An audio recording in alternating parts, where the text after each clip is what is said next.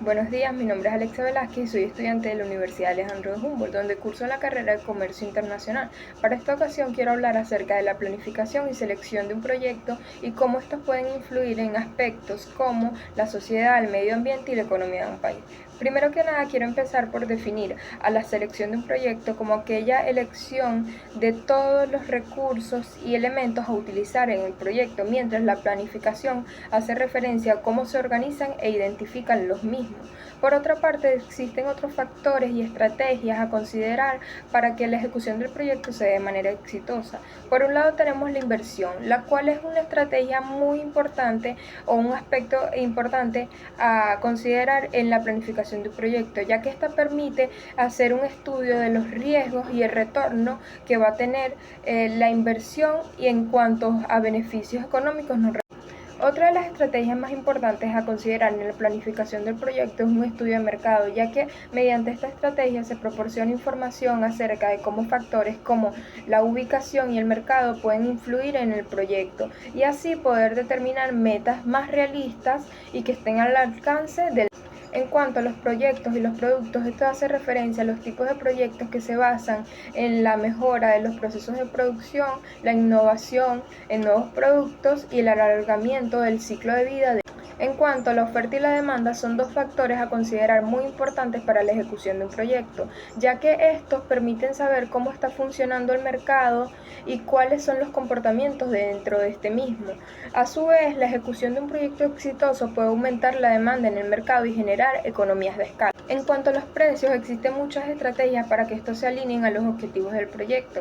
Estas son mediante la fijación de precios, entre los cuales tenemos uno de los más comunes utilizados en cuanto a los proyectos que involucran la comercialización de nuevos productos en el mercado, la cual son precios de reducción de costos, los cuales se basan en un tipo de estrategia de penetración del mercado, reduciendo costos de producción para así fijar costos unitarios más por debajo y así poder hacer que un producto se conozca en el mercado con más facilidad. Con esto seguimos con otra de las estrategias fundamentales en la planificación de un proyecto, la cual son el cálculo comercial y el cálculo social. Estos son dos enfoques distintos, los cuales hacen referencia a la rentabilidad que está tomando el proyecto, los medios financieros que dispone este y el impacto de este en las comunidades locales y los beneficios que aporta a la sociedad. Este cálculo se hace para garantizar que el proyecto sea sostenible a corto, mediano y largo.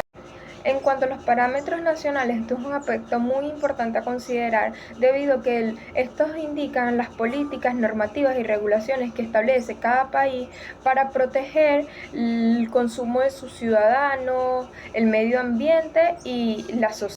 Bueno, existen instituciones gubernamentales que trabajan en conjunto para establecer un marco regulatorio en cuanto a los parámetros nacionales nos referimos, pero a las ejecuciones de diferentes proyectos en los países. Esto con el fin de proteger los derechos humanos y áreas como la salud. Bueno, es por lo mencionado anteriormente que durante la planificación del proyecto se deben establecer otro tipo de análisis como son el análisis costo-beneficio social, el cual se evalúa de una perspectiva más amplia para saber qué viabilidad está tomando el proyecto en cuanto a la sociedad nos referimos y si los beneficios están superando a los costos sociales que han implicado la realización y ejecución del proyecto. Con esto seguimos con el marco institucional, los cuales son las medidas y políticas que se establecen en el entorno donde se desarrolla el proyecto. Esto con la finalidad de evaluar la ejecución de cada proyecto realizado en el país para que éste no comprometa la economía del mismo o factores medioambientales, garantizando así la sostenibilidad del mismo y brindándole una base o estructura bastante legal y apegada a las normas en el país donde se esté desarrollando. Ahora continuamos con las limitaciones de la rentabilidad en la planificación de un proyecto. Esto se refiere a que durante la planificación se le da mucho enfoque a la rentabilidad, lo que hace que se pierda o se deje de considerar otros aspectos como lo son los medioambientales y sociales. Por otro lado, se le puede dar mucha más importancia a la rentabilidad a corto plazo, lo que no es una buena estrategia debido a que si no se hace un estudio de la rentabilidad a largo plazo, el proyecto puede verse comprometido durante su ejecución en un mediano plazo.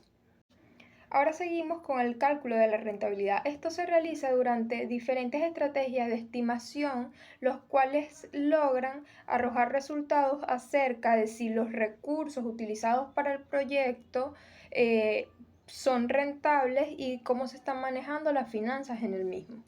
Este cálculo permite que se mejoren distintas áreas que se pueda ver afectadas o que arrojen resultados no favorables durante el estudio. En cuanto al estudio técnico, estas son evaluaciones que se hacen desde diferentes herramientas para tener resultados acerca de cómo está funcionando el proyecto y sus dimensiones, tomando en cuenta diferentes factores para así poder ayudar o considerar cuáles están siendo más favorables que otros.